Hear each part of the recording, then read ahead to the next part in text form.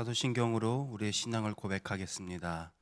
전능하사 천지를 만드신 하나님 아버지를 내가 믿사오며 그 외아들 우리 주 예수 그리스도를 믿사오니 이는 성령으로 잉태하사 동정녀 마리아에게 나시고 본디오 빌라도에게 고난을 받으사 십자가에 못 박혀 죽으시고 장사한 지 사흘 만에 죽은 자 가운데서 다시 살아나시며 하늘에 오르사 전능하신 하나님 우편에 앉아 계시다가 저리로서 산자와 죽은 자를 심판하러 오시리라. 성령을 믿사오며 거룩한 공예와 성도가 서로 교통하는 것과 죄를 사하여 주시는 것과 몸이 다시 사는 것과 영원히 사는 것을 믿사옵나이다. 아멘. 우리 찬송가 304장 같이 찬송하시겠습니다.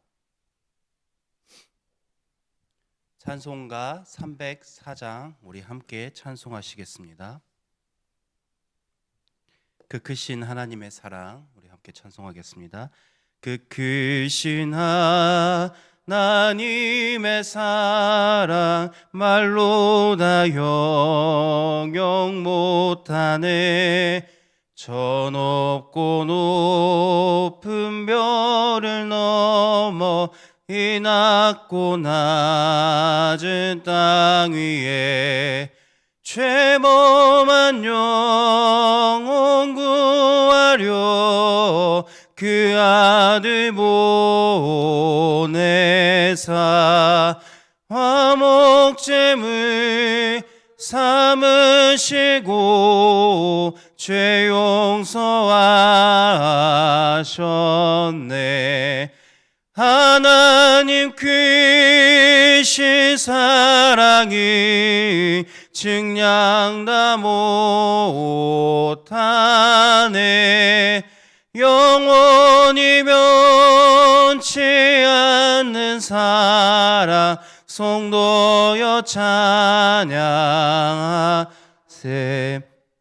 괴로운 시절 지나가고 땅 위에 영화세 할 때 주 믿지 않던 영혼들을 큰 소리 외쳐 울어도 주 믿는 성도들에게 큰 사랑 베푸사 우리의 죄 사했으니 그네 잊을까. 하나님 크신 사랑을 증량 다 못하네. 영원히 변치 않는 사랑 성도여 찬양하세. 하늘을 두루마리 삼고 바다를 먹물 삼아도 한없는 하나님의 사랑 다 기록할 수 없겠네. 하나님의 크신 사랑 그 어찌 닿았을까. 저 하늘 높이 쌓아도 채우지 못하리. 하나님 크신 사랑을 증량 다 못하네. 영원히 변치 않는 사랑 성도여 찬양하세. 사랑과 은혜가 풍성하신 아버지 하나님, 변함없는 사랑으로 우리의 삶 가운데 늘 함께하여 주셔서 감사드립니다. 우리가 날마다 그 사랑으로 우리를 품으시고 가장 좋은 길로, 가장 완전한 길로 인도하시는 하나님을 신뢰하면서 살아가게 하여 주시옵소서. 말씀을 통해 주님을 더욱더 알아가고 붙들게 하여 주시옵시고, 기도로 우리가 그렇게 살아갈 수 있는 지혜와 능력을 구하면서 이 세상 속에서 구별된 성도로 살아가게 하여 주시옵소서. 거룩하신 예수 그리스도의 이름으로 기도합니다. 아멘. 우리 하나님의 말씀 8장 고린도전서 8장 1절에서부터 13절 말씀입니다.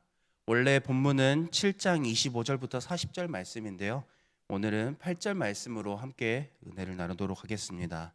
고린도전서 8장 1절에서부터 13절 말씀입니다. 신약성경 272면에 있습니다.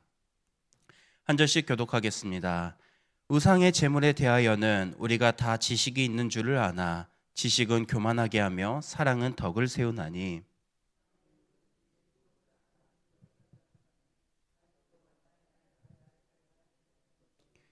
또 누구든지 하나님을 사랑하면 그 사람은 하나님도 알아주시느니라.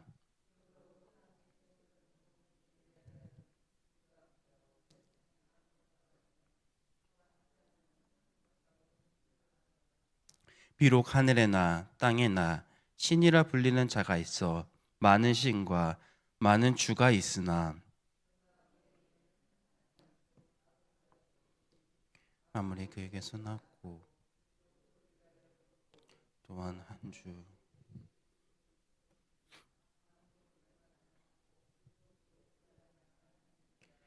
그러나 이 지식은 모든 사람에게 있는 것은 아니므로 어떤 이들은 지금까지 우상에 대한 습관이 있어 우상의 제물로 알고 먹는 고로 그들의 양심이 약하여지고 더러워지느니라.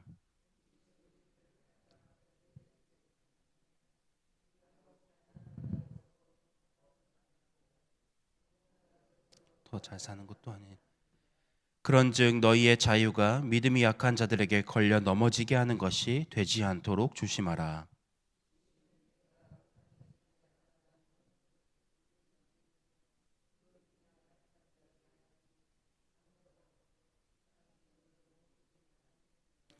그러면 내 지식으로 그 믿음이 약한 자가 멸망하나니 그는 그리스도께서 위하여 죽으신 형제라.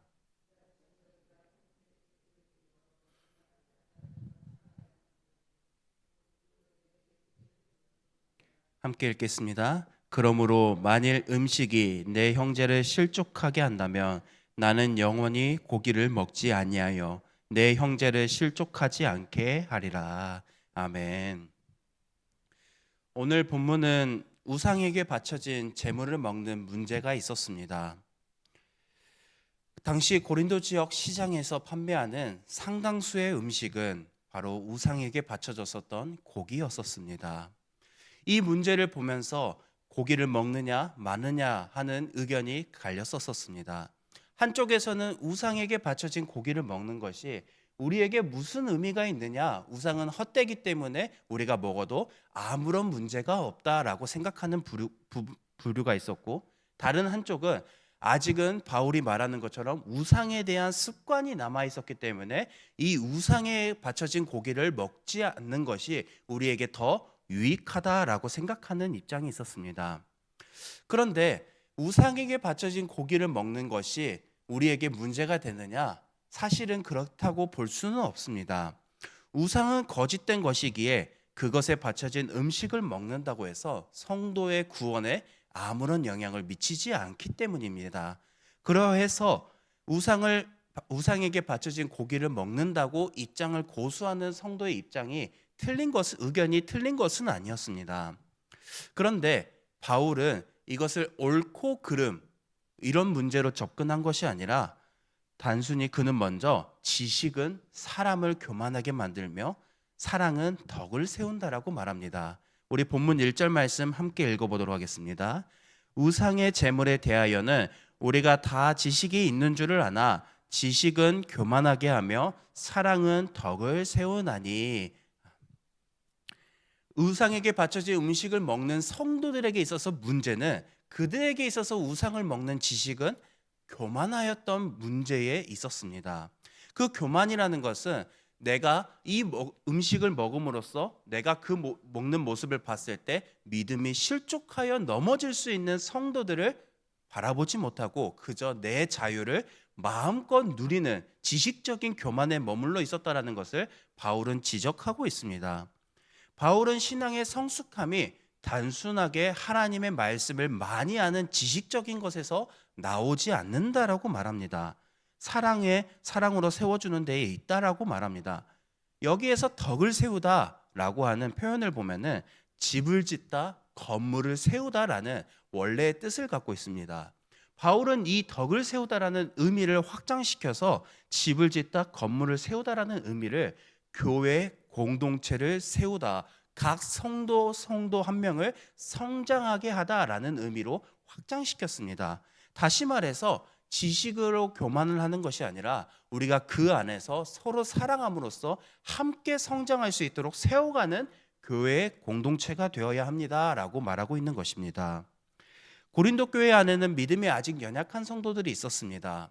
물론 모든 성도들의 출발이 고린도 교회에서 고린도 지역에서 익숙하게 우상을 해왔었고 그리고 음행의 문제에서 자유롭지 못했던 성도들이 예수 그리스도를 믿음으로써 변화되어가는 중에 있었습니다.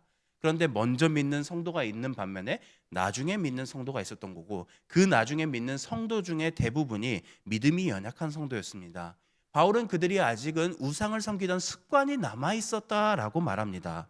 그래서 다른 성도가 우상에게 바쳐졌던 고기를 먹는 모습을 보면은 마음과 믿음이 흔들릴 수 있는 상황이었습니다. 바울은 이 점을 주목합니다. 내가 자유롭게 행동할 수 있는 그 행동이 다른 사람들의 믿음을 행는다면은 내가 할 수 있는 그 선택의 순간들을 다시 한번 점검해 봐야 한다고 말하는 것입니다. 특별히 바울은 믿음이 연약한 성도를 단순히 배려해야 되는 입장으로만 말하지 않습니다. 그는 본문 11절에서 이렇게 말합니다. 그는 그리스도께서 위하여 죽으신 형제라. 그리고 이어서 12절에서 이렇게 기록합니다. 이같이 너희가 형제에게 죄를 지어 그 약한 양심을 상하게 하는 것이 곧 그리스도에게 죄를 짓는 것이니라. 바울은 단순히 그 사람에게 잘못된 행동을 하는 것이 아니라 그 안에 계시는 예수 그리스도께 죄를 짓는 행동이라고 말을 합니다. 사실 바울은 이것이 무엇을 의미하는지 누구보다 잘 아는 사람이었습니다. 왜냐하면 그의 삶 속에서 이를 깨달을 수 있었던 결정적인 사건이 있었기 때문입니다. 바울이 사울이던 때를 혹시 기억하는 성도님들 계십니까? 사도행전 9장을 보면 바울은 사울이던 시절에 혈기가 왕성하여 예수 그리스도를 믿는 제자들을 박해하기 위한 열심을 가졌던 사람이었습니다. 바울은 다메섹 도상으로 가던 중에 그 과정에서 예수 그리스도를 만났습니다. 그때 예수님은 바울에게 이렇게 말씀하십니다. 사울아, 사울아, 내가 어찌하여 나를 박해하느냐라고 말씀하십니다. 그런데 돌이켜보면 바울은 예수 그리스도를 직접적으로 박해했었던 적은 단 한 번도 없었습니다. 그가 박해한 대상은 교회와 성도들이었습니다. 그런데 이 상황에서 예수님은 내 백성을 내 성도를 박해하느냐라고 말씀하지 않으시고 내가 어찌하여 나를 박해하느냐 내가 박해하는 예수라라고 말씀하셨습니다. 이 말씀은 예수님 그분을 따르는 백성들과 그리고 성도들과 매우 깊은 관계를 맺고 있다는 것을 보여줍니다. 성도는 그리스도의 몸이며 예수 그리스도는 성도의 몸의 머리이시기 때문입니다. 이러한 사건을 통해서 몸소 경험했었던 바울은 마지막에 이러한 결론을 내립니다. 13절입니다. 그러므로 만일 음식이 내 형제를 실족하게 한다면 나는 영원히 고기를 먹지 아니하여 내 형제를 실족하지 않게 하리라. 단순히 고기를 먹지 않겠다 이런 의미가 아니라 우상에게 바쳐진 고기를 먹으면서 내 주변에 있는 성도가 나로 말미암아 실족하게 된다면 나는 이 자유를 기꺼이 포기하겠습니다라고 말하고 있는 것입니다. 신앙의 성숙함은 내가 얼마나 많은 지식을 가졌는가에 있지 않습니다. 내가 얼마나 하나님의 말씀을 기준으로 하나님의 마음 안에서 다른 성도들을 위해서 배려하고 사랑으로 함께하고 있는가에 신앙의 성숙함의 정도가 있는 것입니다. 우리는 모두 자유를 가진 성도입니다. 그러나 그 자유는 내 마음대로 내가 무엇이든지 하라고 주신 자유는 아닙니다. 다른 사람들을 살리고 바울이 1절에서 말하는 것처럼 덕을 세우기 위해서 허용된 자유라는 것을 우리는 기억해야 합니다. 내가 하는 말 한마디, 내가 누리는 자유, 내가 하는 결정이 다른 사람들에게 위로가 되고 또 걸림돌이 될 수도 있습니다. 바라기는 오늘 말씀을 기억하면서 나의 자유보다 다른 사람의, 내 주변에 있는 사람들의 믿음을 먼저 생각하고 나의 권리보다 다른 사람들의 영혼을 더 귀하게 여기는 우리 모든 우이동교회 성도님들이 되기를 간절히 소망합니다. 우리 들은 말씀을 기억하면서 먼저 두 가정을 위해서 이 시간 함께 기도하겠습니다. 윤은희 집사님의 가정을 위해서 기도하겠습니다. 하나님 앞에 순종하는 삶을 살아갈 수 있도록, 그리고 믿음 생활 잘 할 수 있도록, 가족의 건강을 위해서, 이어서 강인수 집사님의 가정을 위해서 기도하겠습니다. 온 가족이 건강하게 지내도록, 이어서 들은 말씀을 기억하면서 나의 자유가 다른 성도들의 믿음을 흔들리지 않게 할 수 있도록, 나의 권리가 그들에게 걸림돌이 되지 않을 수 있도록 우리가 예수 그리스도께서 우리 모두를 위해서 십자가에 못 박혀 죽으셨음을 기억하면서 우리가 서로 사랑 안에서 덕을 세워가는 교회가 될 수 있도록, 그리고 저녁에 있을 금요기도를 위해서 내 주변에 있는 믿지 않는 성도들을 위해, 믿지 않는 사람들을 위해서 전도의 대상에게 우리 함께 기도하도록 하겠습니다. 그리고 개인의 기도 제목으로 함께 기도하겠습니다.